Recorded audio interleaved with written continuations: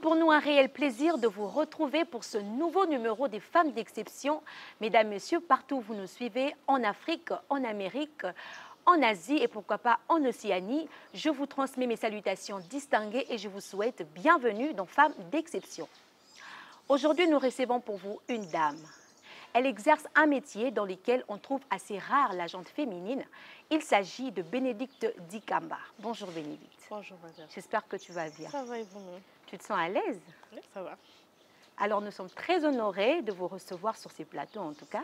Moi également, je suis très honorée d'être Tout à l'heure, je révélais ta casquette en tant que photographe. Alors les gens qui nous suivent aimeraient bien savoir qui est Bénédicte Dikamba. Ok. Bon, je dirais Bénédicte Dikamba, c'est une femme qui est passionnée par la photographie. J'ai fait des études en photographie. J'ai eu ma licence en photographie à l'Académie de Beaux-Arts. Et là, j'évolue en tant que photographe du ministère de Communication, donc comme métier professionnel. Donc vous évoluez en tant que photographe du ministre de la Communication et Médias. Oui, et médias, Patrick Bouyakate. D'accord. Alors, avec vous, Bénédicte, nous allons aborder un sujet qui a trait avec votre profession. Il s'agit du métier de photographe. En Afrique et partout ailleurs, on remarque très souvent la majeure partie de gens qui font de la photographie, ce sont les hommes. Mais ici, par exemple, en RDC, on voit beaucoup plus les hommes en train d'embrasser cette profession. Alors, pour votre cas, qu'est-ce qui vous a motivé personnellement à devenir photographe? Ok, il y a ma petite histoire avant que je réponde à votre question. Je me rappelle quand j'étais en 6e, déjà que je ne suis pas native de Kinshasa, je suis de Lubumbashi. Alors en 6e des humanités, pour ma première fois, mon père m'offre une caméra. Et pas une caméra photo, mais une caméra pour filmer. Et il me donne et il me dit, tu vas filmer à l'église.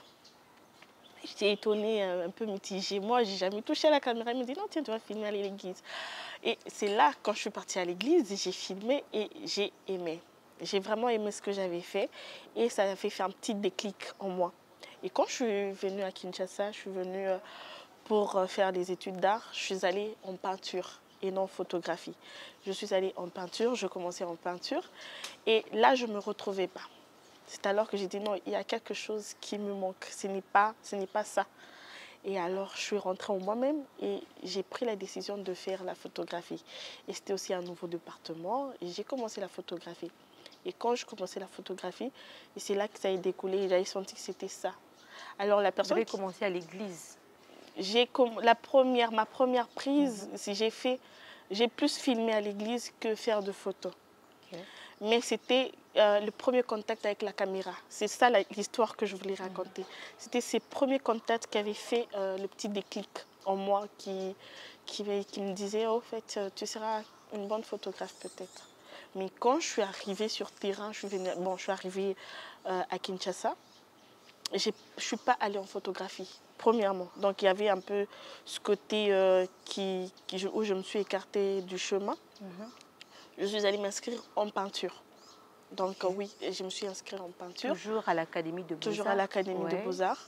Et quand je commence, je ne me retrouvais pas. Pas parce que les dessins étaient difficiles, non, mais parce que même en photographie, on a des cours de dessin, on a tout ça. Mais je ne me trouvais pas, il n'y avait pas mon moi à l'intérieur. Et alors, quand j'ai entendu qu'il y avait le département de photographe, j'ai sauté. Directement, j'ai dit non, je vais faire la photographie. Et alors, je suis allée me réinscrire en photographie, un petit peu en retard, oui, me réinscrire en photographie et c'est là que ça a découlé. Voilà, je m'étais retrouvée et j'ai dit que c'était un métier pour moi. Est-ce que ça n'a pas posé de problème, le fait que tu t'es déjà inscrite pour faire de la peinture et après tu es partie en photographie? Les parents ne se sont pas sentis dérangés par rapport à ça? Non, pour ma chance, j'ai eu des parents vraiment accompagnateurs. Okay. Oui, surtout mon papa. Ah, vraiment, c'est le meilleur accompagnateur du monde. Il m'avait vraiment encouragée depuis les débuts, depuis la première année jusqu'en dernière, donc en licence. il était tout le temps là en train de m'encourager et il aimait, et il était fier, malgré la distance, il était vraiment fier de savoir que non, j'ai ma fille qui est photographe. Et il en parlait, à ma grande surprise. Ouais, il en parlait à ses amis, que non, ma fille fait la photographie, vous voyez. Et il disait même à mes frères, oh, voilà, il faut suivre l'exemple, elle fait un métier indépendant. Donc, totalement différent de la lignée de la famille, okay, où il y a des avocats, des médecins, des comptables. Déjà, lui, c'est un fiscaliste, un meilleur fiscaliste. Mais moi, je suis allée dans d'autres choses et il m'a vraiment accompagnée. Et non seulement ça, j'ai eu aussi de coachs qui avaient déjà vu ça en moi. Par exemple, je cite, il y a Arsène Piana. Le premier jour qu'il m'a donné un exercice photographique à faire, j'ai jamais touché à la caméra. À l'appareil photo, je veux dire. J'ai jamais touché à l'appareil photo. Et je ne sais pas comment régler. Alors, il entre dans la salle, il me donne des exercices, il me dit, allez, faites des photos et revenez. J'étais un peu mitigée. Je demande à des amis si comment on règle, personne ne montre. Et je me débrouille, hein. Je me débrouille vu que j'avais une caméra argentique pour filmer. Je me débrouille de ma manière. Je règle quand même la lumière, même si elle était vraiment noire. Okay. Et je fais la première photo. Et quand je fais la photo, je rentre vers le coach. Et il aime. Et directement, il avait vu l'esprit. Il a dit, je vais t'accompagner. Et il a commencé à m'accompagner et me montrer le style de vie, de photographie où je m'étais retrouvée. C'était ça un peu, c'est cette chance que j'ai eue. Moi, j'ai eu de gens qui m'ont vraiment accompagnée et non ceux qui étaient contre ou... Mais, comment dire, qui me décourageaient. Non, je n'ai pas eu vraiment de personnes qui m'ont découragée. En parlant de vos débuts, quelles sont les difficultés auxquelles vous avez eu à faire face lorsque vous avez commencé ce métier? Oui, les premières difficultés, c'est aussi plus technique qui est théorique.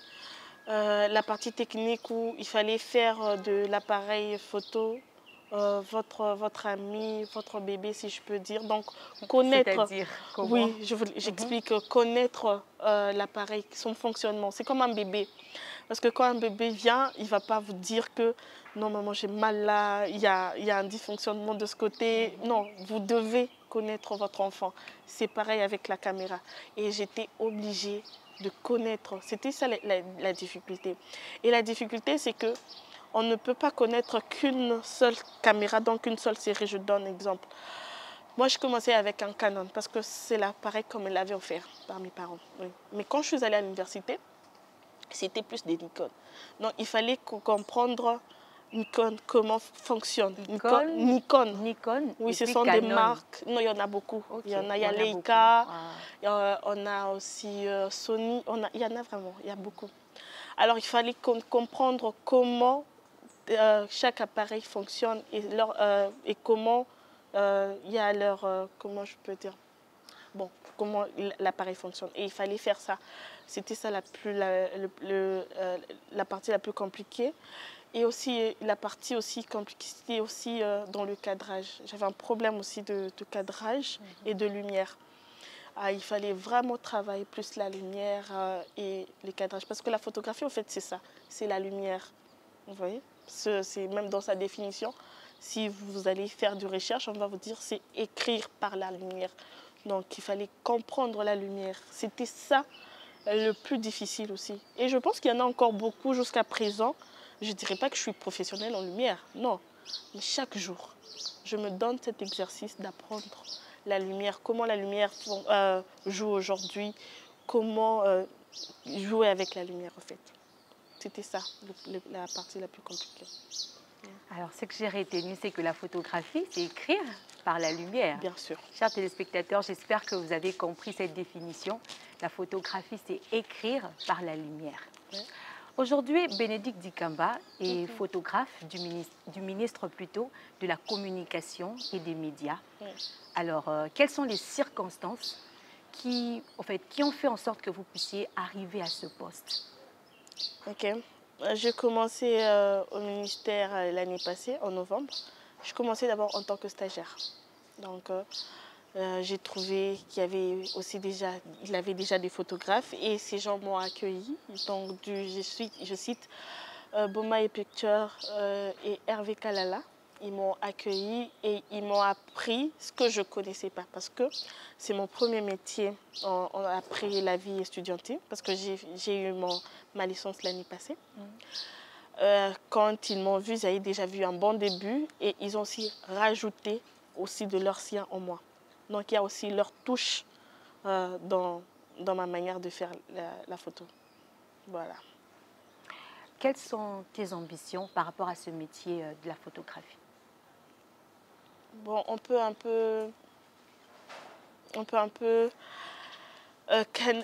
qu'est-ce que je peux dire? Parce que ambition, c'est trop vaste. On a beaucoup d'ambitions de la vie, le métier, ou par rapport, moi, en tant que femme photographe. Vous, en tant que femme photographe, quelles sont vos ambitions? Okay. La question des ambitions, elle est trop vaste. Elle est vraiment, vraiment vaste. Et là, je ne sais pas me localiser. Parce que je suis dans une quête de recherche aussi, vu que j'ai découvert la photographie politique, d'où je suis avec le ministre Patrick Muyaya. C'est autre chose que ce que j'avais pensé quand j'étais encore étudiante. Vous voyez, donc là, il y a une perspective qui a changé, donc un angle de vie aussi qui a changé. Quand j'étais encore étudiante, c'était plus les arts photographiques, donc être une femme artiste, la philosophie. Donc tu fais une photo où derrière il y a plein de philosophies, où il y a une série de photos. Mais quand j'ai découvert le monde politique, donc je suis tombée amoureuse, totalement. Et j'ai eu aussi une autre façon de voir les choses. Donc par rapport aux ambitions, c'est pour ça que je dis que c'est un peu compliqué de me situer parce que elle est vraiment vaste. Elle est vraiment vaste et je suis dans une quête de recherche, oui, de mon identité en tant que dans la politique parce que j'ai beaucoup aimé être photographe d'un homme politique. Alors, une question de curiosité. Pourquoi les photographes, les femmes photographes, ont souvent des tresses et puis elles aiment bien être relax? Mais c'est mieux d'être relax dans un métier qu'on aime. Ça dépend de la personne. Je ne vois pas là où il y a une question de savoir pourquoi les femmes font... C'est bon, ça dépend. Ça dépend d'une personne à une autre? Je pense. Mais je voudrais qu'on puisse un peu éclaircir ceux qui nous regardent. Quand vous demandez est-ce que les femmes photographes qui font des tresses, vous faites allusion précisément à quoi? Je fais allusion aux tresses telles que le mèche, le rasta, de l'ox, etc. Rarement on voit des perruques, on voit une femme photographe avec une perruque. C'est difficile. Donc c'est difficile, c'est rare. Très rare. Ah, donc je comprends. Ok. Donc vous voulez dire que les femmes photographes sont plus masculines que féminines? Un peu ça. Ah, ok. Bon, c'est une réalité. C'est une réalité qui sévit dans le cas de... Qu'est-ce que je veux dire? C'est un peu ça qu'il y a dans le féminisme aussi, on a discuté avant qu'on ne monte sur le plateau. Le fait que c'est un métier masculin. Et c'est un métier où la femme doit s'imposer, doit montrer de toutes ses forces. Elle doit vraiment s'imposer pour qu'on l'accepte. Parce que ce n'est pas facile d'être acceptée par des hommes. Il y a une lutte. On a tendance à vouloir se masculiniser. Parce que quand plus on va se féminiser, plus être du côté de l'inoffensif, donc celle qu'on doit protéger, on va nous marcher dessus. Vous voyez? Alors la femme photographe, bon, ça dépend de quel métier. Même les femmes qui sont ingénieures, vous allez remarquer, elles ont tendance à être masculines. Alors on a tendance à s'imposer, prendre un caractère d'homme, prendre le physique d'un homme pour qu'on puisse se faire respecter. Si je prends, là, si je marche, qui peut penser que je suis photographe? J'ai mis des talons, un pantalon relax, un petit maquillage, qui peut penser? Non, mais si j'étais genre en oversize, un gros jeans, un polo, un sac, automatiquement que je dis que je suis photographe, vous allez croire. Il y a déjà l'aspect physique qui est là, l'apparence. Et après, c'est dans le travail, vous allez aussi découvrir. C'est un peu ça. Donc ce style, c'est pour vous faire respecter en quelque sorte vis-à-vis Non, des ce hommes. n'est pas question de respect. Être en égalité. Non, c'est question d'acceptation. Ah. Vous voyez? Si je viens et que je suis en talon. Là, j'ai déjà l'aspect d'une femme. Vous voyez, j'ai vraiment l'aspect d'une femme. Et il y a un travail à faire. On va me dire, non, ça, c'est pas pour toi. Non, toi, tu fais pas ça. Vous voyez, ça, c'est pas pour toi. On a tendance à protéger la femme. Ouais. C'est ça. Mais quand je viens un peu habillée en style masculin, mais mon collègue ne me dira pas que ça, c'est pas pour toi. Il dit, non, vas-y, fais. Voilà, on est un peu égal, vous voyez. C'est question d'acceptation. Je suis plus dans la question d'acceptation. C'est pour que l'homme, donc notre... Vos confrères? Non, l'homme puisse accepter que non, je suis capable de le faire. Je ne suis pas seulement la fille ou la petite fillette ou la femme qu'on doit protéger, qui est inoffensif. Non, je peux faire comme toi. Donc, je peux aussi m'habiller comme toi. Je fais comme toi. Moi, je sais ce que je pense. À l'ère actuelle, la technologie a fait des énormes progrès, surtout avec l'invention des appareils cellulaires tels que Android, Apple, la marque Apple. Quand je dis Apple, je vois directement iPhone. Et les gens se servent de leur propre téléphone pour prendre des photos lors de cérémonies, etc. Alors, est-ce que le photographe a toujours sa place dans la société? Oui. Le photographe aura toujours sa place dans la société. Voilà. J'ai même pris la caméra pour nous servir d'exemple et mon iPhone qui est là. Ouais. Quand je vous pose exemple. Pour cette émission, est-ce que vous avez besoin d'une personne qui vient avec son iPhone et faire l'émission? Non. Non, vous avez fait recours à des caméramans. Oui, exactement. Et quand, à votre mariage, vous allez faire appel juste à une personne qui a son iPhone 16. Exactement. Vous allez faire appel à cette personne pour réaliser votre mariage. Non, on va faire appel à un caméraman, bien sûr. Voilà. Donc, un photographe aura toujours sa place.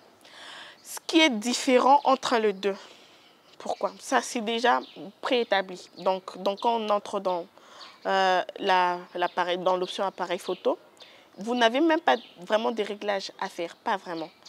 Tout est déjà établi, les nombres de pixels, c'est déjà fait automatiquement. Okay. Mais ce qui est intéressant avec son boîtier, c'est que vous mettez du sien, de vous, dans l'appareil. C'est vous qui fonctionnez. Et là, vous ne fonctionnez pas. On a déjà établi pour vous. Et là, mais c'est vous qui fonctionnez. C'est votre vous voyez. C'est comme un peintre. Un peintre utilise différentes peintures pour réaliser un tableau. Il prend les matériels, ce genre de trucs. Mais nous, c'est ça qu'on en a besoin. Je veux prendre mes palettes. Je vais mettre ici mes palettes qui sont dans la tête. Je vais mettre dans le boîtier. Je veux essayer de jouer avec la lumière que la nature nous offre. Et je vais régler tout ça avec ça. Et après ça, je saurai raconter une histoire. Et faire donc la photo que je ferai, elle sera totalement différente de ce qu'on a fait avec le téléphone. Vous allez même voir une différence. Vous allez vraiment voir une totale différence. Parce qu'il y aura du mien. C'est comme si je prenais mon être et je mettais dans l'appareil pour que vous soyez bien, pour que vous soyez content du travail. Okay. Ou soit, si je vais aller, comme dans le métier que je fais, j'accompagne le ministre. Quand vous voyez les images, vous voyez, il y a une profondeur, non seulement, mais c'est du mien que je mets. C'est moi qui règle, c'est moi qui touche à ça, je touche à beaucoup de choses pour donner cette image afin que les gens puissent aimer. C'est un truc que le téléphone ne peut pas faire. On peut utiliser le téléphone peut-être pour faire de live sur Instagram. Là, c'est pratique. Mais pour de grandes cérémonies, on aura forcément besoin d'un photographe. Toujours, il y aura toujours une différence. Mais récemment, la technologie évolue, on ne va pas se le mentir. Mais à chaque fois qu'on a recours à un téléphone, on rajoute toujours des petits objectifs. Okay. Ce qui veut dire qu'on a toujours besoin d'un boîtier. Vous voyez, l'objectif, c'est ça. Donc, le lens. Vous allez remarquer qu'il y a toujours de petits lens encore pour de téléphones appropriés. Donc, qui veut dire qu'ils vont toujours essayer pour égaliser, mais ils ne vont jamais arriver.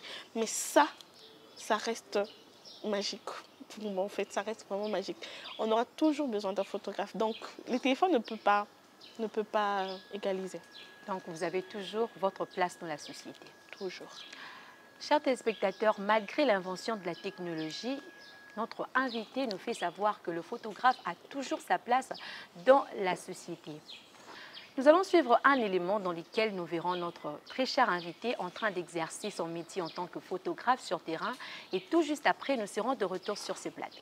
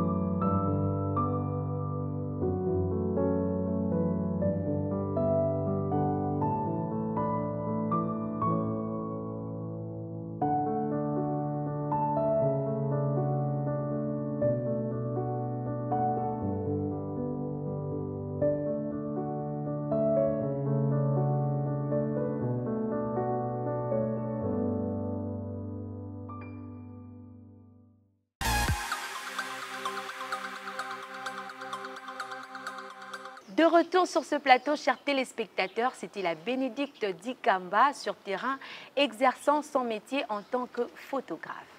Alors Bénédicte, comment tu te sens lorsque tu te retrouves sur terrain en train d'exercer ton métier? Je suis stressée, très stressée. Je me sens toujours stressée parce que je ne sais pas à quoi m'attendre. Mais il y a la partie que j'aime, c'est que je me familiarise directement avec, sur terrain, je me familiarise à la situation.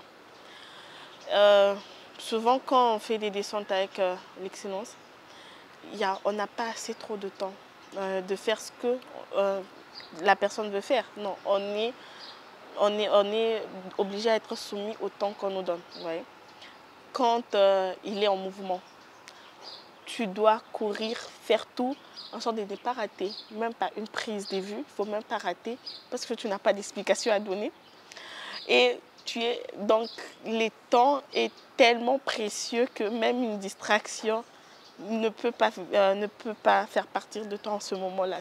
Donc, tellement concentré, stressé, et tout ça. C'est ça que... Donc, vous êtes stressé lorsque vous êtes sur terrain. En fait, c'est ça auquel je suis tout le temps confrontée, à ce stress-là. Mais après, à chaque occasion, à chaque événement non, que à mes tout débuts. Mais après, on prend l'habitude.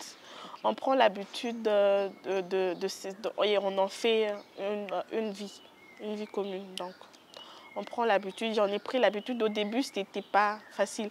Je ne comprenais pas comment ça se passait. Je dis, mais c'est bon. Quand j'étais encore stagiaire, je me dis, mais qu'est-ce qui s'y passe? Le temps de réfléchir, le temps de faire. La personne ne va pas être là en train de vous attendre. En tout cas, surtout les hommes d'État, ne va pas être là à vous attendre.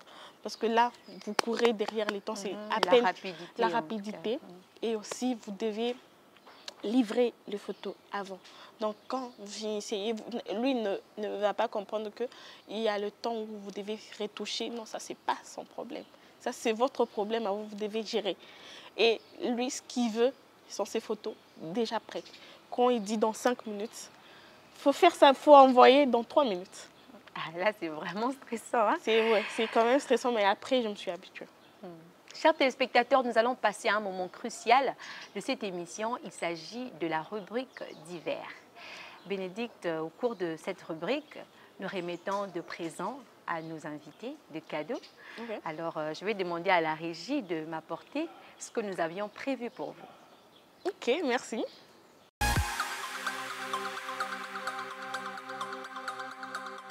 Alors, il est de coutume dans cette émission d'offrir des présents à nos invités.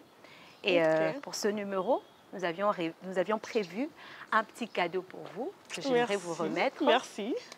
Juste avec l'intention de vous arracher un sourire. Hein. En tout cas, vous m'avez eu. Il y a une chose, c'est que nos téléspectateurs sont très curieux. Ils aimeraient bien savoir qu'est-ce qui est contenu dans ces paquets. Est-ce que tu peux l'ouvrir? Ok, je peux. Ouvrir. Ah, ok, 602. Ah, c'est gentil. Mon cher téléspectateur.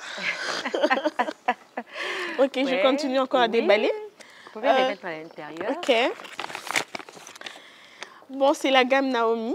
Ouais. C'est une bonne publicité aussi pour la marque Naomi. Ouais. Donc, je veux aussi tester, j'ai jamais testé. Donc, voilà, c'est une gamme Naomi. Merci. J'espère que ça t'a plu, hein, ton cadeau. Vraiment, surprise. Voilà la surprise dont vous me parlez. C'est ça la surprise. Vous m'avez eu. Vous m'aviez vraiment eu. Ok. Ok, merci pour les cadeaux. Je vous en prie, en tout cas. Ok. Mais avant tout, avant qu'on ne puisse clôturer l'émission, en fait, juste à la fin, après la désannonce, vous allez juste signer, vous allez consigner votre autographe dans le livre d'or de l'émission. Mais avant d'arriver à cette étape, votre mot de la fin par rapport à cette émission. Ok, bon. Merci d'abord à vous, parce que j'étais un peu stressée au début. Après, vous avez fait en sorte que je sois à l'aise. C'est intéressant, merci. Je vous en prie. Merci. Et merci aussi à l'émission de m'avoir invitée et de promouvoir les femmes qui font plus des métiers d'hommes.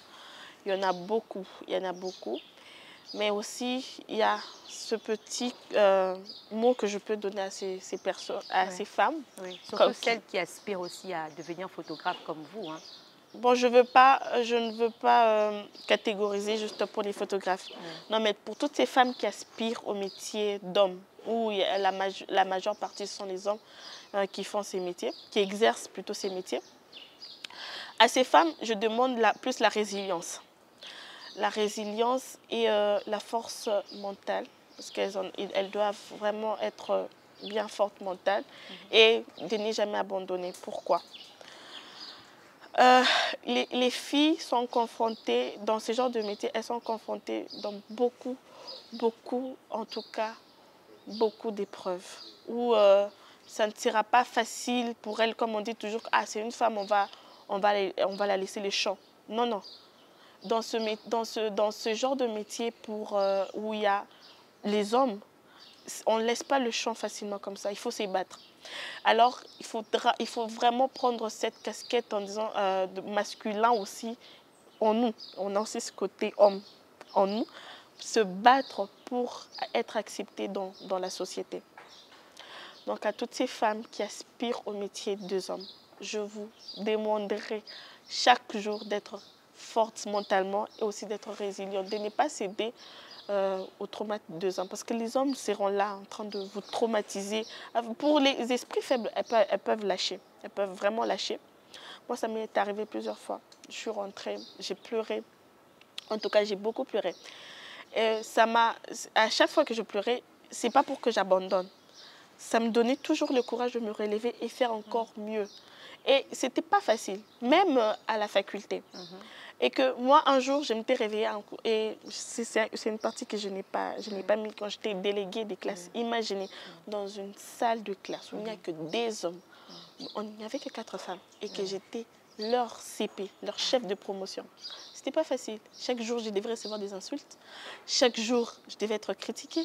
Chaque jour, et là, à un moment donné, on me disait que non, mais faciliter la tâche. Face à tout ceci, donc, elles doivent juste être fortes. Elles doivent être fortes, oui, mais plus résilientes. Plus résilientes.